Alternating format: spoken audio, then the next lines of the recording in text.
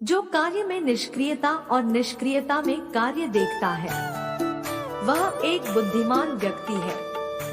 सदाचार से धर्म उत्पन्न होता है तथा धर्म से आयु बढ़ती है। मनुष्य अपने विश्वास से निर्मित होता है। जैसा वो विश्वास करता है वैसा वो बन जाता है। स्वार्थ की अनुकूलता और प्रतिकूलता से ही मित्र और शत्रु बना करते हैं। मनुष्य जीवन की सफलता इसी में है कि वह उपकारी के उपकार को कभी न भूले। उसके उपकार से बढ़कर उस उपकारी व्यक्ति का उपकार कर दे। बुद्धिमान व्यक्ति को समाज कल्याण के लिए बिना आसक्ति के काम करना चाहिए। नर्क के 3 द्वार हैं: वासना, क्रोध और लालच। बैर के कारण उत्पन्न होने वाली आग एक पक्ष को स्वाहा किए बिना कभी शांत नहीं होती। जुआ खेलना अत्यंत निष्कृष्ट कर्म है। यह मनुष्य को समाज से गिरा देता है। कर्म योग वास्तव में एक परम रहस्य है। केवल मन ही किसी का मित्र और शत्रु होता है। आत्मज्ञान की तलवार से काटकर अपने हृदय से अज्ञान के संदेह को अलग कर दो। अनुशासित रहो, उठो। जैसे तेल समाप्त हो जाने पर दीपक बुझ जाता है, उसी प्रकार कर्म के क्षीण हो जाने पर भाग्य भी नष्ट हो जाता है। इस जीवन में ना कुछ खोता है ना व्यर्थ होता है। उससे मत डरो जो वास्तविक नहीं है। ना कभी था ना कभी होगा। जो वास्तविक है वो हमेशा था और उसे कभी नष्ट नहीं किया जा सकता। निर्माण केवल पहले से मौजूद चीजों का प्रक्षेपण है। जैसे जल द्वारा अग्नि को शांत किया जाता है, वैसे ही ज्ञान के द्वारा मन को शांत रखना चाहिए। जिस राजा की प्रजा हमेशा कर के भार से पीड़ित रहे, प्रतिदिन दुखी रहे और जिसे तरह तरह के अनर्थ झेलने पड़ते हैं, उस राजा की हमेशा पराजय होती है। सच्चा धर्म यह है कि जिन बातों को इंसान अपने लिए अच्छा नहीं समझता, दूसरों के लिए भी न करे। संसार में ऐसा कोई नहीं हुआ है जो मनुष्य की आशाओं का पेट भर सके।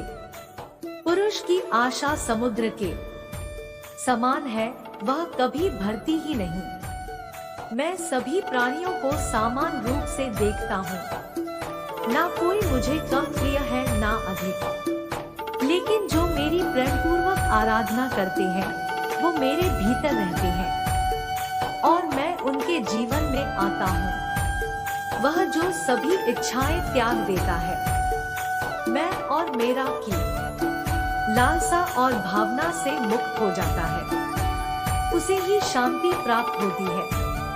प्रबुद्ध व्यक्ति के लिए गंदगी का ढेर, पत्थर और सोना सभी समान है। केवल मन ही किसी का मित्र और शत्रु होता है।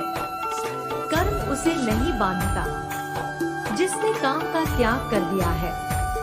तुम उसके लिए शोक करते हो जो शोक करने के योग्य नहीं है, और फिर भी ज्ञान की बातें करते हो। बुद्धिमान व्यक्ति ना जीवित और ना ही मृत व्यक्ति के लिए शोक करते हैं। अशांत को सुख कैसे मिल सकता है? सुखी रहने के लिए शांति बहुत जरूरी है। नारी वह धुरी है जिसके चारों ओर परिवार घूमता है। जिस परिवार व राष्ट्र में स्त्रियों का सम्मान नहीं होता, वह पतन व विनाश के गर्त में लीन हो जाता है। दूसरों के लिए भी वही चाहो जो तुम अपने लिए चाहते हो।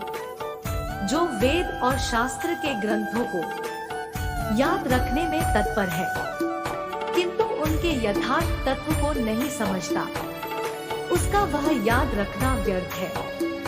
परोपकार सबसे बड़ा पुण्य और परपीड़ा यानी दूसरों को कष्ट देना सबसे बड़ा पाप है। चतुर मित्र सबसे श्रेष्ठ व मार्ग प्रदर्शक होता है। जो मनुष्य अपनी निंदा सह लेता है उसने मानो सारे जगत पर विजय प्राप्त कर ली। मन का दुख मिट जाने पर शरीर का दुख भी मिट जाता है। स्वार्थ बड़ा बलवान है। इसी कारण कभी कभी मित्र शत्रु बन जाता है और शत्रु मित्र। मधुर शब्दों में कही हुई बात अनेक प्रकार से कल्याण करती है, किंतु यही यदि कटु शब्दों में कही जाए तो महान अनर्थ का कारण बन जाती है। मन से दुखों का चिंतन न करना ही दुखों के निवारण की औषधि है। जो मनुष्य जिसके साथ जैसा व्यवहार करे, उसके साथ भी उसे वैसा व्यवहार करना चाहिए, यह धर्म है। क्या सदा मौन रहना उचित है? नहीं, इतिहास साक्षी है। संसार में अधिक विपदाएं इसलिए आई क्योंकि समय पड़ने पर मनुष्य उसका विरोध नहीं कर पाया। श्री कृष्ण कहते हैं, एक बार माफ करके अच्छे बन जाओ, पर दोबारा उसी इंसान पर भरोसा करके बेवकूफ कभी ना बनो। हद से ज्यादा सीधा साधा होना भी ठीक नहीं, क्योंकि जंगल में सबसे पहले सीधे पेड़ों को काटा जाता है। आत्मा तो हमेशा से जानती है क्या सही है और क्या गलत है। चुनौती तो मन को समझाने में है। कभी भी किसी जरूरतमंद को अपने चौखट पर जलील मत कीजिए, क्योंकि ऊपर वाला कटोरा बदलने में देर नहीं करता। धर्म का सबसे सरल व्याख्या यही है कि किसी भी आत्मा को हमारी वजह से दुख ना पहुँचे, यही सच्चा धर्म है। अच्छी किस्मत के लोग थोड़ा भी बुरा होने पर भगवान को कोसते हैं और बुरी किस्मत के लोग थोड़ा भी अच्छा होने भगवान का स्मरण और धन्यवाद करते हैं। बता रहे हैं साख से गिरते हुए पत्ते। साख किसी का भी वो हमेशा नहीं रहता। किस्सा बना दिया उन लोगों ने भी जो कल तक अपना हिस्सा बताया करते थे। मुझे जिंदगी का इतना तजुर्बा तो नहीं, पर सुना है ईमानदारी और सादगी से जिए तो अपने ही जीने नहीं देते। कभी भी स्वयं पर घमंड मत करना। पत्थर भी भारी होकर पानी में अपना वजूद खो देता है। जिस पर भरोसा होता है जब वही धोखा देता है तो पूरी दुनिया मतलबी लगने लगती है। जिंदगी बहुत छोटी है, कब क्या हो जाए किसी को कुछ नहीं पता, इसलिए हमेशा खुलकर जिए। बहुत शौक था मुझे सबको खुश रखने का, बाद में एहसास हुआ खुद के जरूरत के समय खुद को अकेला पाया। कृष्ण कहते हैं, अहंकार मत कर किसी को कुछ भी देकर, क्या पता तू दे रहा है या पिछले जन्म का कर्जा चुका रहा है। हर किसी के अंदर अपनी ताकत और अपनी कमजोरी होती है। मछली जंगल में नहीं दौड़ सकती और शेर पानी में राजा नहीं बन सकता, इसलिए अहमियत सभी को देनी चाहिए। जिंदगी के इस रण में खुद ही कृष्ण और खुद ही अर्जुन बनना पड़ता है। रोज अपना ही सारथी बनकर जीवन की महाभारत को लड़ना पड़ता है। अहंकार करने पर इंसान की प्रतिष्ठा, वंश, वैभव तीनों ही चले जाते हैं। बुरे कर्म करने नहीं पड़ते हो जाते हैं और अच्छे कर्म होते नहीं करने पड़ते हैं। यह सच बात है कि भूल करके इंसान कुछ सीखता है, परंतु इसका यह मतलब नहीं कि वह जीवन भर भूल करता रहे और कहे कि हम सीख रहे हैं। जब मनुष्य को अपने धर्म पर अहंकार हो जाता है, तब उसके हाथों अधर्म होने लगता है। सदैव संदेह करने वाले व्यक्ति के लिए प्रसन्नता ना इस लोक में है ना ही कहीं और। जो मन को नियंत्रित नहीं करते, उनके लिए वह शत्रु के समान कार्य करता है।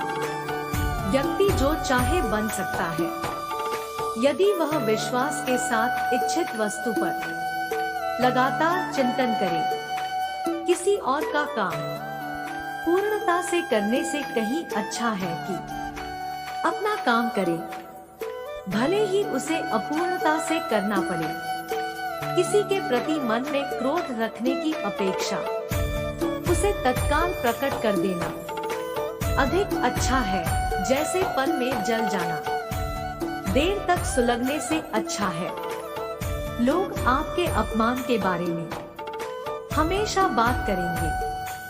सम्मानित व्यक्ति के लिए अपमान मृत्यु से भी बदतर है। मन अशांत है और उसे नियंत्रित करना कठिन है, लेकिन अभ्यास से इसे वश में किया जा सकता है। दूसरों से घृणा करने वाले, दूसरों से ईर्ष्या करने वाले, असंतोषी, क्रोधी, सभी बातों में शंका करने वाले और दूसरे के धन से जीविका निर्वाह करने वाले, ये 6 सदा दुखी रहते हैं।